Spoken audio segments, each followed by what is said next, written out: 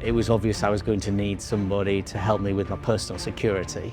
There's poachers, there's anti-government rebels. So the SAS and the South African Mercenaries have refused to work with me. But our fuel dump, the staging fuel dump for the helicopter in South Sudan had been blown up. Jonas wasn't just a contact in the government, he was actually a personal friend of the president. It occurs to me that if it's going to go off, this is the most likely point. And to become the first person ever recorded to get to the African Pole of Inaccessibility. Hi, my name's Chris Brown. I'm a modern day explorer, if you want to call me that, from the UK. And I've imposed on myself the task of trying to become the first person to visit all 8 of the planet's poles of inaccessibility. African Pole of Inaccessibility was actually the first pole I'd planned to get to. Started planning for that one even before I went to the first pole, which was North American pole. The reason I started planning for this one first was, first of all, the African pole sounds fairly exotic, but there was no record of anybody having been there before.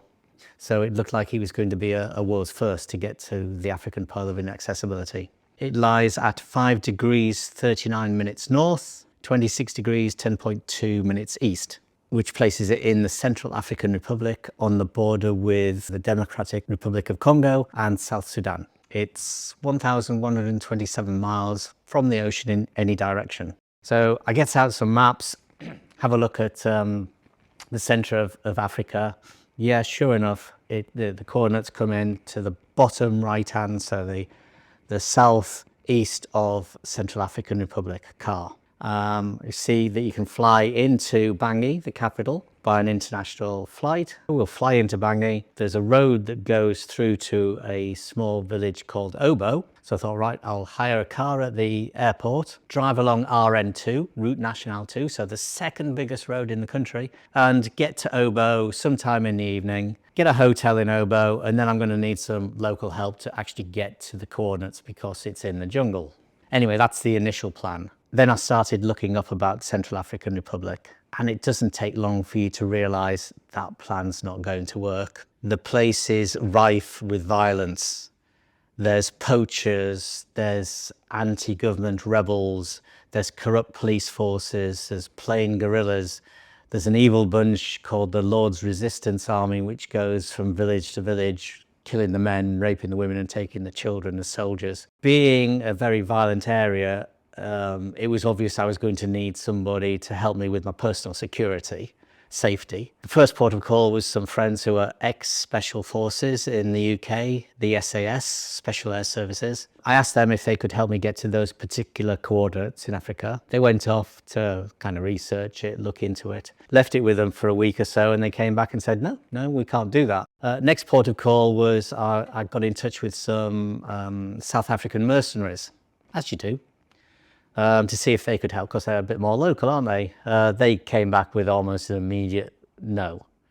They wouldn't work in CAR because the same thing, you needed local knowledge. So the SAS and the South African Mercenaries have refused to work with me. So you kind of, is somebody trying to tell me something that I shouldn't be going there? Yes, is the answer there, but we don't give in that easy, do we? With other expeditions, I've been a member of a group or a company who rescue people if you get injured, if you're taken hostage or anything like that. So I started thinking, right, let's assume I've got to the African pole and I've broken my leg, or some other injuries before me. They would have to come and rescue me from the jungle to get me out.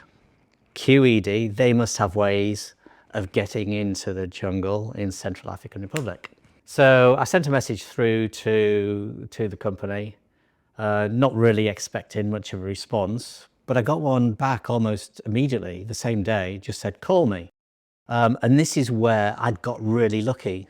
This guy had been part of American Special Forces working in Central African Republic for the United Nations in the village of Obo, trying to track down the aforementioned Lord's Resistance Army. So not only Was he well equipped? He had knowledge and contacts exactly where we needed to be. So we set the new expedition date for December 2021, when we were going to be able to pass through the majority of these countries and international flights were starting to become readily available. So my contact joined together with another American Special Forces guy, one of his mates who'd been hunting the Lord's Resistance Group. They flew over from the US into London, where we were to meet up with myself and Kat Vinton, the photographer for the trip. And then we would fly down to Bangui using Rwanda Air, going via Rwanda and landing in Bangui, the capital. The first thing that we'd come across was that the helicopter was originally coming in from Uganda through South Sudan into Central African Republic. But our fuel dump, the staging fuel dump for the helicopter in South Sudan had been blown up, literally. So we had to do a deal with a local Congo, a medical unit looking after refugees in the area, that we would purchase their fuel and then reimburse them with fuel coming from Obo. And the fuel had to go along the same road. Do you remember the road? I was going to hire the car, Route Nationale 2. That's the one I was going to hire the car and drive along the night and get a hotel in Obo. Well, the fuel trucks took more than a month to get from Bangui to Obo. And here's a few pictures from that road. You can see that no hire cars going along there. Can you imagine me in my little Fiat Panda or something trying to get along that road? Hilarious. So all aircraft in Central African Republic have to go through the capital, Bangui. And that is a long way from Obo, which is the other end of the country. So it would have been ridiculous to bring the helicopter in from Kenya at Obo, take it up to Bangui and take it back to Obo. So we needed a contact within the government to give us permission to fly into the country so it didn't get shot down. And we needed to contact in the government to do that, basically. So the American guys had some contacts in Obo from when they used to work there, the equivalent of the mayor, and he put us in contact with somebody in the government called Jonas. And we were met at the airport by Jonas. And this is another stroke of luck. Jonas wasn't just a contact in the government, he was actually a personal friend of the president.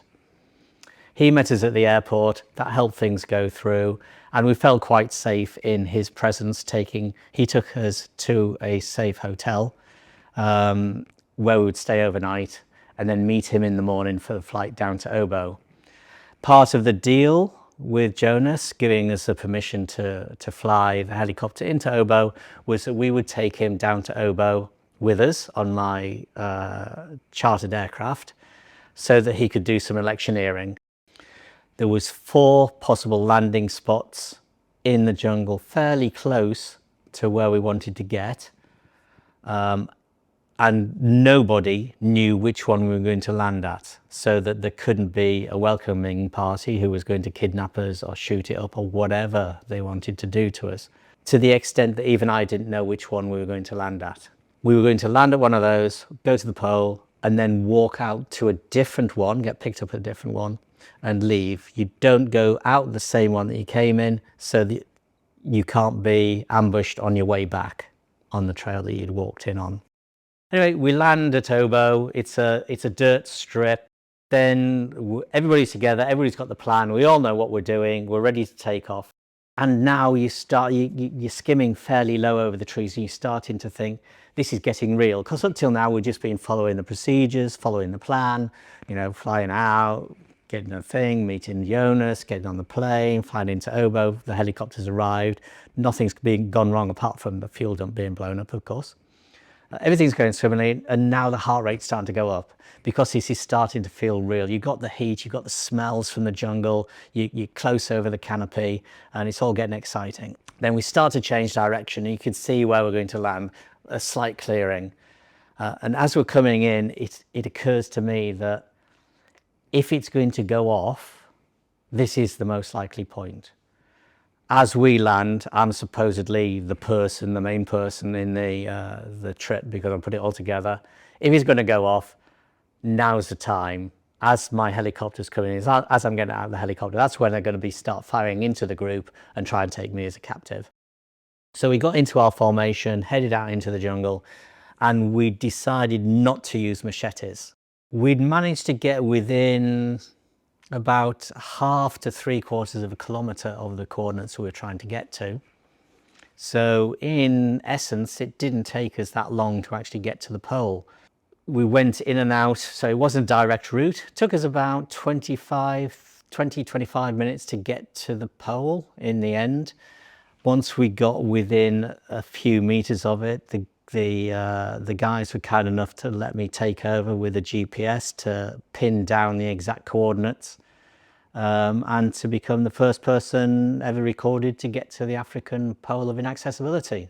People ask me, what was it like when we got to the pole and how did it feel to be the first person there? Most likely the first person, we can come on to that.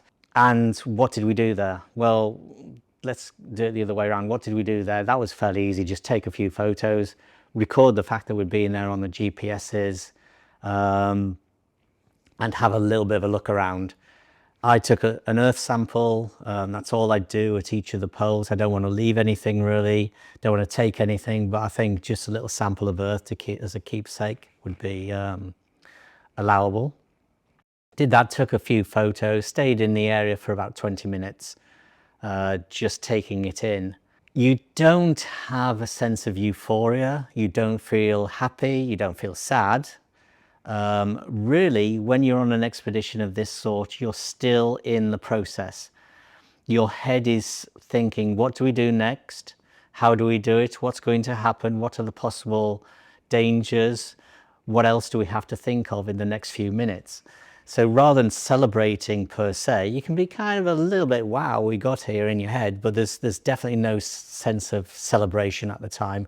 You stay in the process and get on with the rest of the expedition. The walk to the exfil point was a little more arduous. It took about 30 minutes, just over 30 minutes. So it was quite difficult to get back to the exfil point. Nevertheless, we managed it, broke out of the jungle into the opening. The helicopter came down immediately, we'd radioed. Time had been of the essence, not only because you want to minimize the amount of time on the ground, so less chance of being kidnapped, attacked, whatever's going to go on, but also being close to the equator, it gets dark fairly early, and there's a distinct curfew in the country. No flights can take place during the curfew, so we needed to get back to Obo, do the crossfill into the chartered Dakota to get us back to Bangui before it got dark.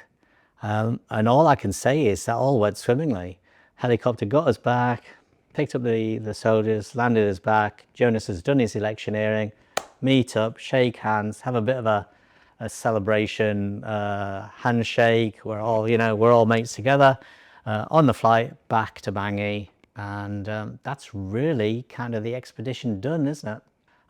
Yep, landed back at the airport, got back to our hotel, and now it's beer time. So we drank the hotel out of all of their beer. We drank all of the surrounding hotels out of their beer because they all sent out to bring more beer to us. And in fact, if it was in a bottle, we drank it. And that was our celebration. We were the first people to the Pole of Inaccessibility in Africa.